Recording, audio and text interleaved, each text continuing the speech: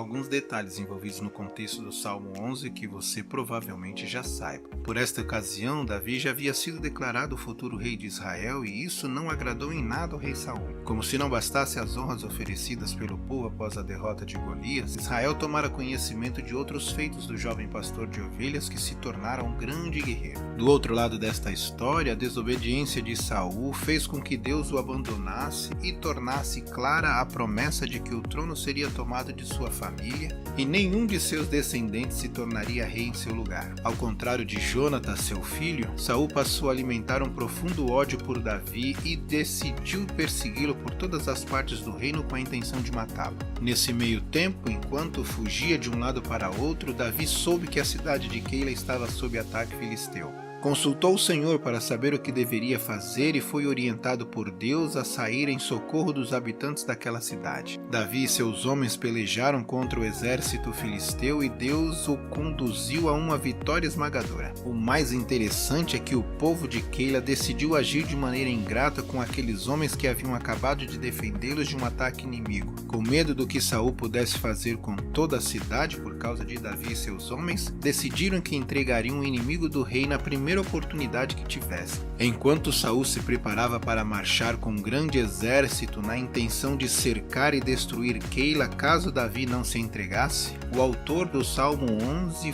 foi informado das intenções do rei e orientado a sair de lá imediatamente. Ao dirigir-se para a região montanhosa do deserto de Zif, Jonatas, filho do rei Saul, veio encontrá-lo na intenção de confortar o seu coração. Na ocasião, o príncipe fez questão também de declarar mais uma vez sua total lealdade ao futuro rei de Israel. Não tenha medo, disse ele, meu pai não porá as mãos em você. Você será rei de Israel e eu lhe serei o segundo em comando. Até meu pai sabe disso. Acredita-se que foi após a visita de Jonatas, seu amigo, e da aliança que firmaram perante o Senhor, que Davi cantou o Salmo 11. Por que deveria dar ouvido aos conselhos de quem lhe dizia para continuar sua vida de fugitivo? Pergunta Davi a si mesmo. Provavelmente porque as estruturas, os fundamentos, os princípios sob os quais se constrói uma nação e um bom governo, no caso de Israel, haviam sido destruídos sob o comando de Saul. Numa situação como esta, o justo pouco ou quase nada pode fazer além de fugir, disseram seus conselheiros. O salmista, no entanto, prefere não acreditar que esta seja a única opção.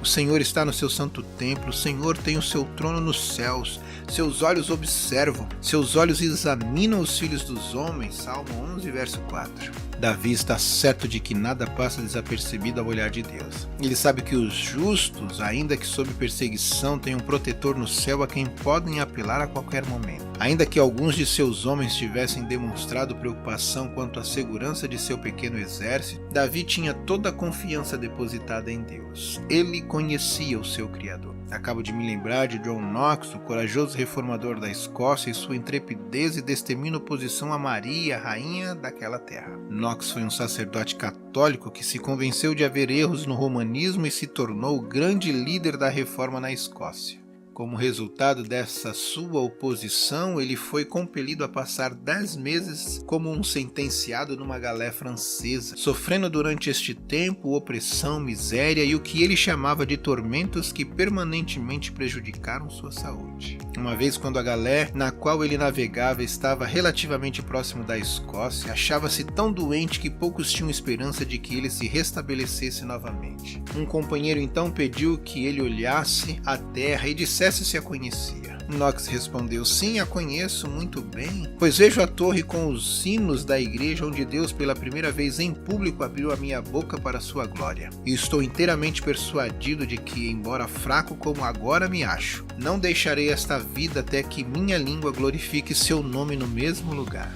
E realmente ele glorificou anos depois quando pregava contra a idolatria com desassombro e sucesso. Ele recordou fatos pitorescos da entrevista e os argumentos com os quais ele tinha enfrentado a Rainha Maria quando chamado à sua presença. Ele nunca se intimidou diante dela ou de outro qualquer. Parecia ter as mesmas convicções de Davi. Em sua sala de estudos havia gravada numa das paredes a seguinte inscrição: estou no lugar onde a consciência me ordena falar a verdade, e a falarei, embora seja quem for a queira impugnar. Imagino que foi baseado numa confiança inabalável em Deus que Davi decide terminar o Salmo 11 com uma garantia. O Senhor é justo e ama a justiça, os retos verão a sua face. Salmo 11, verso 7. Uma expressão bem parecida com aquela que encerra o Salmo 23. Ele sabia, assim como John Knox, que o Senhor jamais deixará desamparado aquele que decide estar ao seu lado, ainda que as circunstâncias insistam em parecer desfavoráveis.